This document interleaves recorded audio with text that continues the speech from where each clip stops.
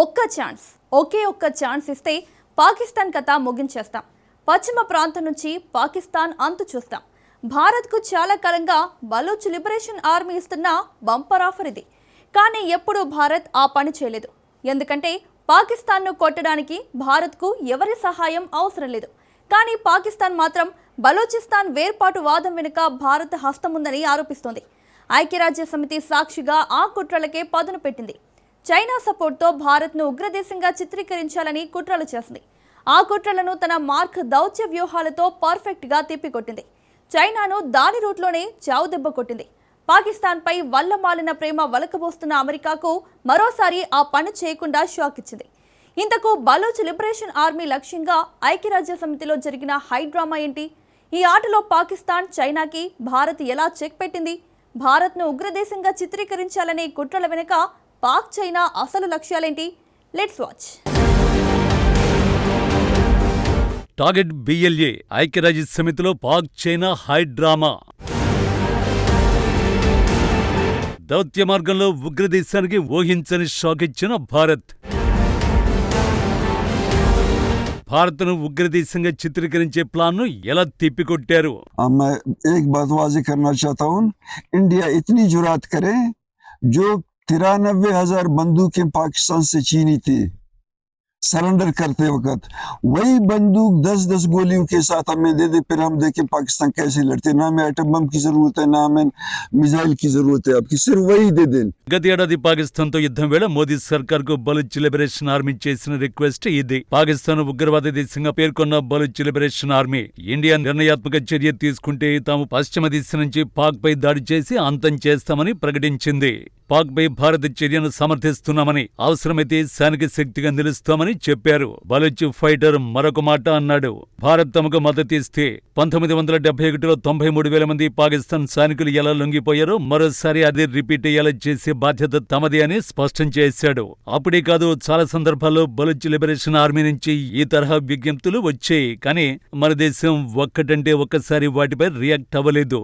ఎందుకంటే పాకిస్తాన్ నాశనం చేయడానికి మనకు మరొకరి సహాయం అవసరం లేదు. కానీ పాకిస్తాన్ మాత్రం బలూచ్ లిబరేషన్ ఆర్మీ ఇండియా మద్దతుతోనే రెచ్చిపోతుందని ఆరోపిస్తూ వస్తోంది. దీని వెనుక చాలా తెలివైన వ్యూహం ఉంది. బలూచ్ లిబరేషన్ ఆర్మీ వెనుక భారత్ హస్తం ఉందంటూ Pakistan army chief general Asim Munir అంతర్జాతీయ సమాజం ముందు తరచూ ఆరోపణలు చేస్తున్నాడు.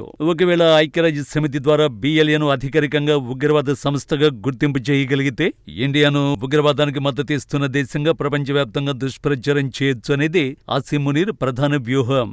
ఆ దిశగానే బలూచ్ వేర్పాటువాద సంస్థలపై అంతర్జాతీయ ఆంక్షలు విధించేలా చైనా సహాయంతో పాకిస్తాన్ తన ప్రయత్నాలను ముమ్మరం చేసింది. తాజాగా ఐక్యరాజ్య సమితిలో ఆ ప్రయత్నాలకే భారీ దెబ్బ తగిలింది. బలూచిస్తాన్ ప్రావిన్స్ ను ప్రత్యేక దేశంగా ప్రకటించాలని పోరాడుతున్న బలూచిస్తాన్ లిబరేషన్ ఆర్మీ, దానికి అనుబంధంగా ఉన్న మజిద్ బ్రిగేడ్లను అంతర్జాతీయ ఉగ్రవాద సంస్థలుగా గుర్తించేలా భద్రతా మండలిని ఒప్పించేందుకు పాకిస్తాన్, చైనా చేసిన ప్రతిపాదన వీగిపోయింది. బలూచ్ సంస్థలను ఉగ్రవాద జాబితాలో చేర్చి అంతర్జాతీయ ఆంక్షలు విధించాలన్న చైనా, పాక్ సంయుక్త ప్రతిపాదనను అమెరికా తోసిపుచ్చింది. బిఎల్ఏ, మజిద్ బ్రిగేడ్లను ఉగ్రవాద సంస్థలుగా ప్రకటించేందుకు తగిన ఆధారాలు లేవని అమెరికా స్పష్టం చేసింది.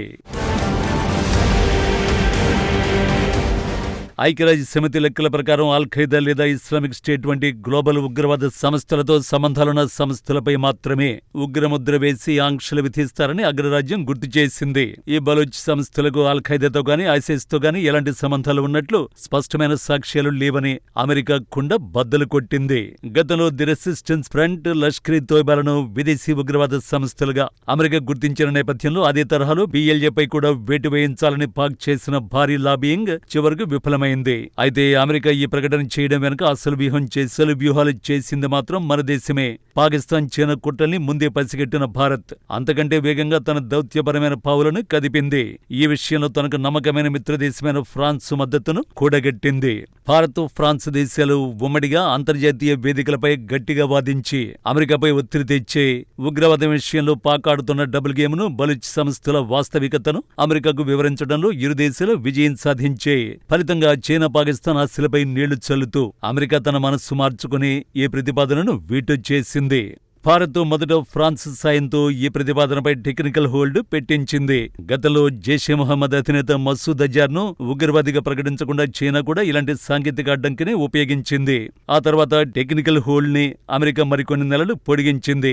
లష్కర్ తోయిబా, జైషే మొహమ్మద్లకు చెందిన సాజిద్ మీర్, షాహిద్ మహమూద్, తల్హా సయీద్ వంటి పాక్ ఉగ్రవాదుల్ని అంతర్జాతీయ ఉగ్రవాదులుగా ప్రకటించకుండా చైనా పలుమార్లు వీటో లేదా టెక్నికల్ హోల్డ్స్ ఉపయోగించింది. దీంతో మీరు మా దేశాన్ని దెబ్బతీసే ఉగ్రవాదులను రక్షిస్తూ మీ ప్రయోజనాల కోసం వచ్చేసరికి ఐక్యరాజ్య సమితి నిబంధనల్ని ఇష్టం వచ్చినట్లు వాడుకుంటారా అనే పాయింట్ ని భారత్ అంతర్జాతీయ వేదికలపై బలంగా వినిపించింది.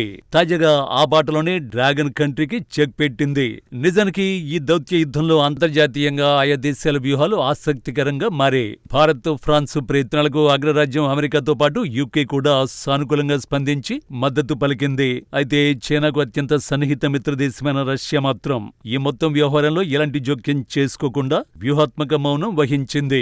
అమెరికాతో ఇటీవల కాలంలో మెరుగుపడిన సంబంధాలను ఆసరాగా చేసుకుని ట్రంప్ పరిపాలన ద్వారా అనుకున్నది సాధించాలనుకున్న పాకిస్తాన్ ఆశలకు ఈ అంతర్జాతీయ సమీకరణలు గండికొట్టాయి. ఒకవేళ చైనా, పాకిస్తాన్ అనుకున్నట్లు UN 1267 ఆంక్షల కమిటీ కింద BLA, మజీద్ బ్రిగేడ్లను గ్లోబల్ టెర్రర్ గ్రూపులుగా ప్రకటిస్తే వాటిపై అంతర్జాతీయంగా తీవ్రమైన ఆంక్షలు అమలవుతాయి. ప్రపంచవ్యాప్తంగా ఏ దేశంలో అయినా ఈ సంస్థలకు సంబంధించిన బ్యాంకు ఖాతాలు, నిధులు లేదా ఆర్థిక వనరులు ఉంటే వాటిని ఐక్యరాజ్య సమితి సభ్య దేశాలన్నీ వెంటనే జప్తు చేయాలి. వీరికి ఎవరు విరాళాలు లేదా నిధులు పంపడానికి వీలుండదు. ఈ సంస్థల నాయకులు, కమాండర్లు లేదా కీలక సభ్యులు అంతర్జాతీయంగా ఏ దేశానికి ప్రయాణించకుండా నిషేధాన్ని విధిస్తారు. ఇతర దేశాలు వీరికి వీసాలు ఇవ్వకూడదు. ఈ గ్రూపులకు ప్రపంచంలో ఏ దేశం నుంచి ప్రత్యక్షంగానూ పరోక్షంగానూ ఆయుధాలు, పేలుడు పదార్థాలు, సాంకేతిక పరిజ్ఞానం, సైనిక సహాయం అందకుండా పూర్తి స్థాయిలో నిషేధం అమలవుతుంది. ఇప్పటికే అమెరికా, బ్రిటన్, పాకిస్తాన్ తమ దేశీయ చట్టాల ప్రకారం BLAని నిషేధించాయి. కానీ UN గుర్తించడం వల్ల ప్రపంచంలోని 190కి పైగా దేశాలు దీనిని నేరపూరిత సంస్థగా చూడాల్సి వస్తుంది. దీనివల్ల బలూచిస్తాన్ స్వాతంత్ర్య ఉద్యమానికి అంతర్జాతీయంగా లభించే రాజకీయ, నైతిక మద్దతు పూర్తిగా తుడిచిపెట్టుకుపోతుంది. ప్రస్తుతానికి భద్రతా మండలిలో చైనా సాయంతో చేసిన ప్రయత్నాలు ఫెయిల్ అవడంతో పాకిస్తాన్ తీవ్ర నిరాశలో మునిగిపోయింది. ఉగ్రవాద నిర్మూలన విషయంలో అమెరికా ఇప్పటికీ భారత్ అభిప్రాయాలతోనే ఏకీభవిస్తుందని గట్టి సందేశం ఈ పరిణామంతో పాకిస్తాన్కు చేరిందని అంతర్జాతీయ రాజకీయ విశ్లేషకులు అభిప్రాయపడుతున్నారు. అయితే 1267 జాబితాలో నిరాకరణ ఎదురైనప్పటికీ ఐక్యరాజ్య సమితిలోని ఇతర ప్రత్యామ్నాయ నిబంధనల కింద బలూచ్ వేర్పాటువాద సంస్థలపై ఏదో రకమైన ఆంక్షలు విధించేలా చేసేందుకు పాకిస్తాన్ ప్రస్తుతం చట్టపరమైన మార్గాల్ని అన్వేషిస్తోంది. ఈ మొత్తం వ్యవహారంలో బలూచ్ లిబరేషన్ ఆర్మీని ఉగ్ర గ్రూపుగా గుర్తించకుండా కాపాడటమే కాదు, భారత్ను ఉగ్రదేశంగా చిత్రీకరించే కుటిల ప్రయత్నాలని మన దేశం తిప్పికొట్టింది.